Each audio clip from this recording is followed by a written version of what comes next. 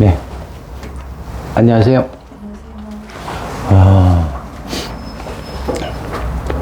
이제 총선이 끝났으니까 하는 얘기인데, 전부 다 이 잘못한 부분에 대해서 이제 잘못한 부분에 이제 우리가 반성을 하고 거기에 따라 어떤 다시 이제 제기할 수 있는 기틀을 만드는 게 이제 중요한 건데요. 지금 이 고성국이라는 사람이 보면은 아직까지 한교안을 빨고 있다고. 우선 사주를 하기 이전에 우리가 어떤 전투에서 처음 그러면은 아직 신입생을 나와서는 안 된다고 지금 얘기하면 어떡해요? 처음부터 그러면은 안 된다고 비판을 하고 못 나오게 했어야죠.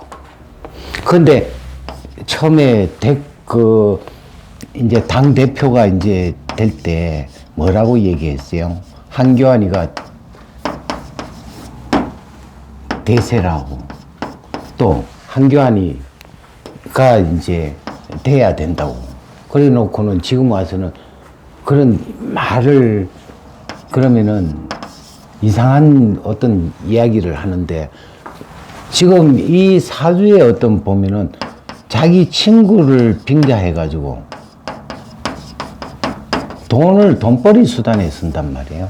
우리가 제다신약은 용신이 뭐예요? 비급이 되잖아. 친구 등에 업고 동업을 하려고 하는 부분이 됩니다.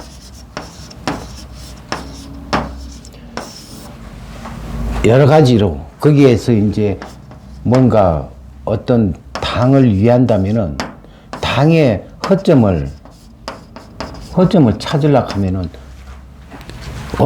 누가 잘 볼 수가 있겠어요?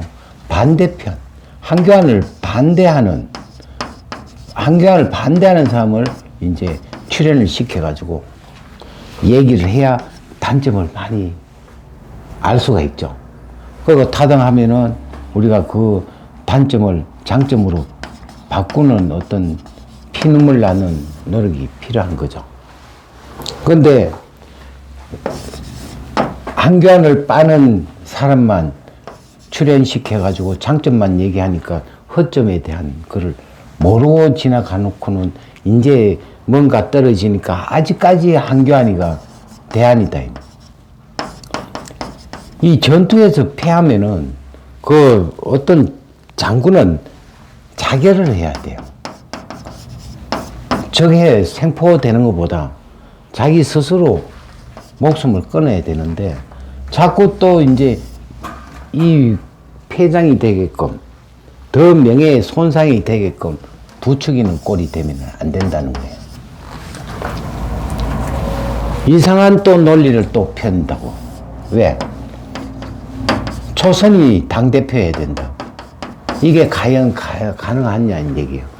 자기가 잘못을 모르고 지금 또 주장한다는 것은 이런 어떤 구태의 어떤 부분, 자기가 어떤 한국당에 뭔가 갔냐 하는 사람도 아니고 그냥 단지 이제 당원으로서 국회의원 출마하지 않은 어떤 상태에서 이렇게 한다는 것은 비판 대상이 돼야 돼요. 여러 가지로 아직까지 어떤 대책 뭔가 위기를 안정시키고 또 때 세월이라는 자체 또 역사는 어떤 부분에 흘러가는 부분이 돼야 되는데, 그렇지 못하는 어떤 부분에 대해서 아직까지 정신을 못 차린다. 거기에 따라 이 고성국 때문에 피해 본 사람이 얼마나 많습니까?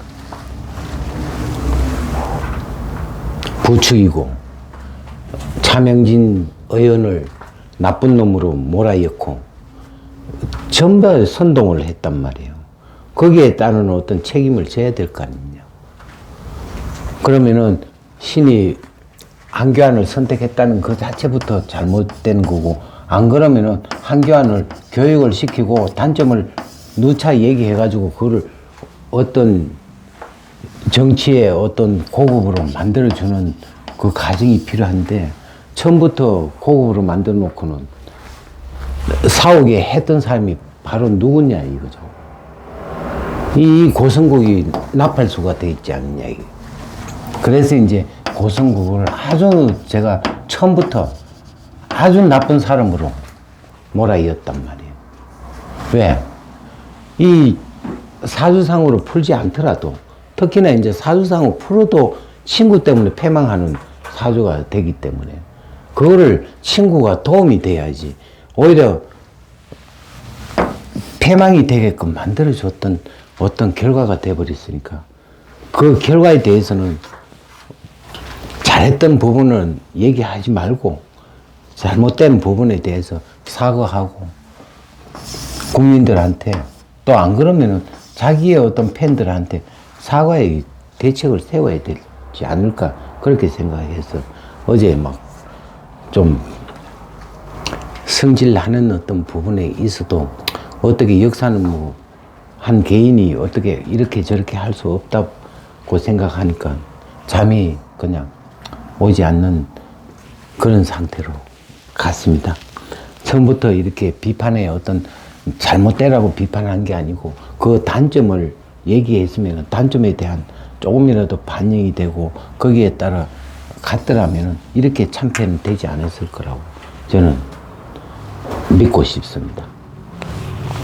하여튼 이번 선거에 동원되었던 나팔수들 일단 잠잠하고 모든 걸 중단하고 다시 이제 당이 체제가 됐을 때 이끌고 나갈 때 그때 이제 힘을 합치는 어떤 부분이 돼야 되지 않겠나 싶어 이제